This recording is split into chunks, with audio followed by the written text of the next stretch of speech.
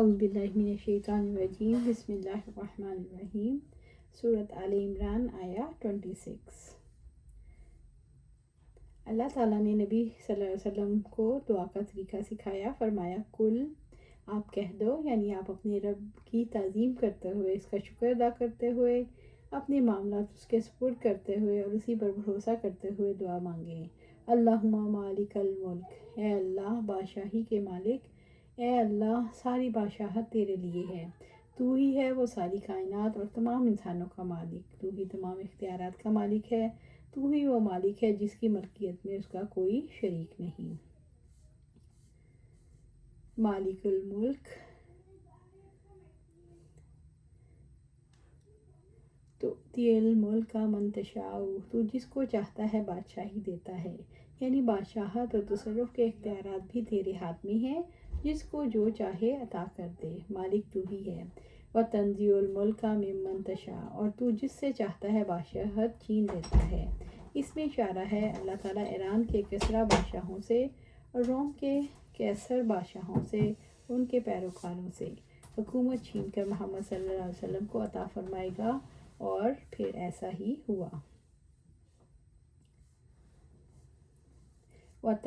وَتُعِزُّ مَن تَشَاءُ وَتُذِلُّ مَن تَشَاءُ، اور تو جس کو چاہتا ہے عزت دیتا ہے اور جس کو چاہتا ہے ذلیل کر دیتا ہے، یعنی عزت اور ذلت اللہ سبحانہ تعالیٰ کے ہاتھ میں ہے، اس کے حکم، فیصلوں اور ارادے میں کوئی رکاوٹ ڈالنے والا نہیں، اس پر کسی کا کوئی جبر نہیں، سارے معاملات اللہ ہی تعالیٰ کے اختیار میں ہیں۔ بیادک الخیر، تیرے ہاتھ میں ہی سب بھلائی ہے۔ اللہ تعالیٰ کے ہاتھ میں سارے اختیارات ہیں اور اسی کی نگہبانی میں سب کا بھلا ہے۔ تمام بھلائیاں صرف اللہ کے ہاتھ میں ہیں، اللہ کے علاوہ کوئی بھلائی دینے والا نہیں۔ انک علی کل شیء قدیر، تو ہر چیز پر یقیناً پوری قدرت رکھنے والا ہے۔ اس آیت میں نبی صلی اللہ علیہ وسلم اور آپ کی امت کو ہدایت کی گئی کہ اللہ تعالیٰ کی نعمتوں کا شکر ادا کریں۔ اللہ تعالیٰ نے یہودیوں سے نبوت منتقل فرما کر اسے عربی، مکی، قریشی اور امی رسول کو عطا فرما دی۔ آپ صلی اللہ علیہ وآلہ وسلم قیامت تک کے لیے تمام جنوں اور انسانوں کے نبی ہیں اور سابق انبیاء کے تمام محاسن کا مجموعہ ہیں، اور آپ کی چند ایسی خصوصیات بھی ہیں جو کسی نبی یا رسول میں نہیں پائی جاتی۔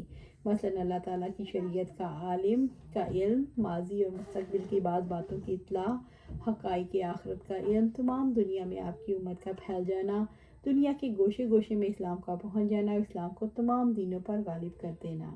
آپ پر اللہ تعالیٰ کی رحمتیں اور سلامتیاں ہوں، جب تک دنیا باقی رہے، دن رات آتے جاتے ہیں۔ سورۃ آل عمران آیا 27۔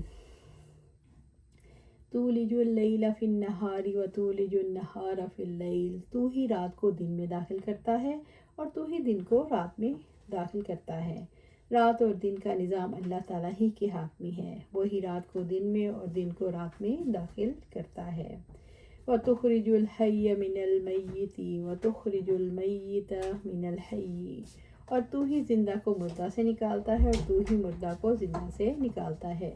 موت اور حیات کا نظام اللہ کے ہاتھ میں ہے۔ اللہ تعالیٰ مردہ عناصر سے زندگی کو وجود میں لاتا ہے اور زندہ چیزوں کو مردہ عناصر میں بدل دیتا ہے۔ اللہ تعالیٰ ہی زندگی کو موت کی طرف بڑھاتے ہیں اور موت سے زندگی کو نکالتے ہیں۔ وَتُخْرِجُ الْحَيَّ مِنَ الْمَيِّتِ، اور تو ہی زندہ کو مردہ سے نکالتا ہے۔ اللہ تعالیٰ زندہ کو مردہ سے نکالتا ہے، جیسے چوزے کو انڈے سے نکالتا ہے، پرندے کو انڈے سے نکالتا ہے، درخت کو بیج سے نکالتا ہے اور کافر سے مومن کو نکالتا ہے۔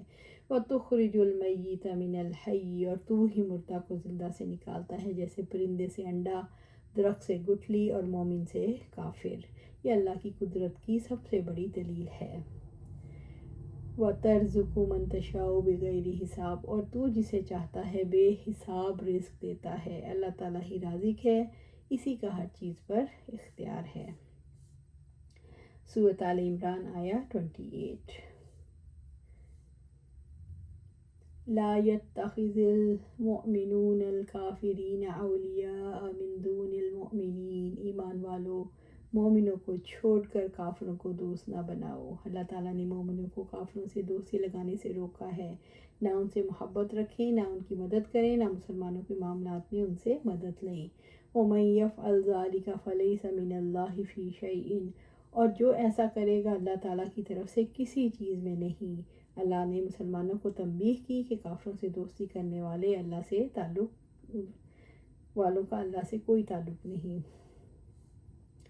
إِلَّا أَن تَتَّقُوا مِنْهُمْ تُقَاتًا، مگر یہ کہ تم ان سے بچو کسی طرح سے بچنا۔ بچاؤ کی تدبیر کے طور پر کسی مسلمان کو غیر مسلم گروہ سے ظاہری طور پر وقتی تعلق قائم کرنا پڑے تو حرج نہیں، لیکن اللہ تعالیٰ نیت کو دیکھتا ہے۔ اگر اللہ کا خوف موجود ہے، اسے حساب دینے کا پورا احساس ہے، تو اس کی طرف سے پکڑ نہیں ہوگی۔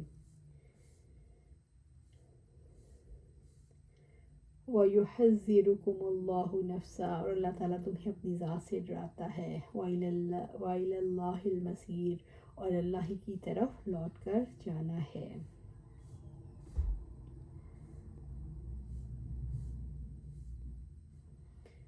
سیدنا حنظلہ رضی اللہ تعالیٰ عنہ کا باپ ابو عامر تورات اور انجیل کا عالم تھا، لیکن جب رسول اللہ صلی اللہ علیہ وسلم مدینہ تشریف لائے تو ابو عامر آپ صلی اللہ علیہ وسلم کی دشمنی میں اس قدر دیوانہ ہو گیا کہ مدینہ چھوڑ کر مشرکین مکہ کے ہاں جا کر رہائش پذیر ہو گیا۔ لوگوں کو ہر وقت صلی اللہ علیہ وسلم کے خلاف بھڑکاتا اور مشتعل کرتا۔ حنظلہ رضی اللہ تعالیٰ نے کچھ دیر تو برداشت کیا، لیکن ایک روز توہین رسالت کے جرم پر غیرت ایمانی کو یارائے ضبط نہ رہا۔ آپ صلی اللہ علیہ وسلم کی خدمت میں حاضر ہوئے اور کیا، یا رسول اللہ صلی اللہ علیہ وسلم، اجازت ہو تو اپنے باپ کا سر اتار لاؤں؟ تو رحمت عالم صلی اللہ علیہ وسلم نے فرمایا، نہیں، ہم اس سے برا سلوک نہیں کریں گے۔ سورۃ آل عمران آیہ 29۔ قُلْ إِن تُخْفُوا مَا فِي صُدُورِكُمْ أَوْ تُبْدُوهُ يَعْلَمْهُ اللَّهُ، آپ کہہ دو جو تمہارے سینوں میں ہے تم اسے چھپاؤ یا اسے ظاہر کرو، اللہ تعالیٰ اس کو جانتا ہے۔ وَيَعْلَمُ مَا فِي السَّمَاوَاتِ وَمَا فِي الْأَرْضِ، جو آسمانوں میں ہے اور جو زمین میں ہے اللہ اس کو بھی جانتا ہے۔ اللہ تعالیٰ نے اپنے علم کی وسعت کے بارے میں بتایا کہ وہ زمین و آسمان کی تمام چیزوں کا علم رکھتا ہے۔ وَاللَّهُ عَلَىٰ كُلِّ شَيْءٍ قَدِيرٌ، اور اللہ ہر چیز پر پوری قدرت رکھنے والا ہے۔ سورۃ آل عمران آیہ 30۔ یوم تجد کل نفس ما عملت من خیر محضرا، جس دن ہر نفس اس کو موجود پائے گا جو اس نے نیکی کی۔ یہ قیامت کے دن کا حال ہے۔ وہ ایسا دن ہوگا جب امتحان کا پردہ ہٹ جائے گا اور انسان اپنے اعمال کے سرمایے کے سامنے کھڑا ہوگا۔ فَمَن يَعْمَلْ مِثْقَالَ ذَرَّةٍ خَيْرًا يَرَهُ، جو ذرہ برابر نیکی کرے گا وہ اس کو دیکھ لے گا۔ وَمَا عَمِلَتْ مِن سُوءٍ، اور جو اس نے برائی کی اس کی برائیاں بھی محفوظ ہوں گی۔ تَوَدُّ لَوْ أَنَّ بَيْنَهَا وَبَيْنَهُ أَمَدًا بَعِيدًا، اس دن آدمی تمنا کرے گا کاش اس کے اور اس کی برائیوں کے درمیان میں بہت دور کا فاصلہ ہوتا۔ اس دن بے انتہا افسوس اور شدید غم کی وجہ سے آدمی تمنا کرے گا کاش اس کے اور اس کی برائیوں کے درمیان بہت دور کا فاصلہ ہو۔ وہ منظر اتنا ہولناک ہوگا، انسان چاہے گا جو چیزیں دنیا میں اس کے لیے لذت کا سامان بنی ہوئی تھیں اس سے دور ہو جائیں۔ وَيُحَذِّرُكُمُ اللَّهُ نَفْسَهُ، اور اللہ تعالیٰ تمہیں اپنی ذات سے ڈرا رہا ہے۔ اللہ تعالیٰ نے محبت کرتے ہوئے اپنے آپ سے اور آنے والے وقت سے ڈرایا کہ نیک اعمال کی ترغیب ہو جس کے نتیجے میں امید اور عمل صالح حاصل ہو، اور ترہیب ہو جس کے نتیجے میں خوف حاصل ہو اور گناہ چھوٹ جائیں۔ واللہ رؤوف بالعباد، اور اللہ تعالیٰ اپنے بندوں پر بے حد نرمی کرنے والا ہے۔ اللہ تعالیٰ نے اپنے بندوں کو امید دلائی کہ اس کی رحمت سے مایوس نہ ہو۔ اللہ تعالیٰ اپنے بندوں پر کمال درجے کا مہربان ہے۔ ہم اللہ تعالیٰ سے دعا کرتے ہیں ہمیں اپنی رحمت سے اپنا خوف نصیب فرمائے تاکہ ہم وہ کام نہ کریں جس سے وہ ناراض ہوتا ہے۔ آمین۔ اللہ سبحانہ تعالیٰ ہمیں قرآن و سنت پر عمل کرنے کی توفیق دے، اس پر جما دے اور جنت الفردوس کے اعلیٰ مقام پر اپنے پاس گھر عطا فرمائے۔ آمین یا رب العالمین۔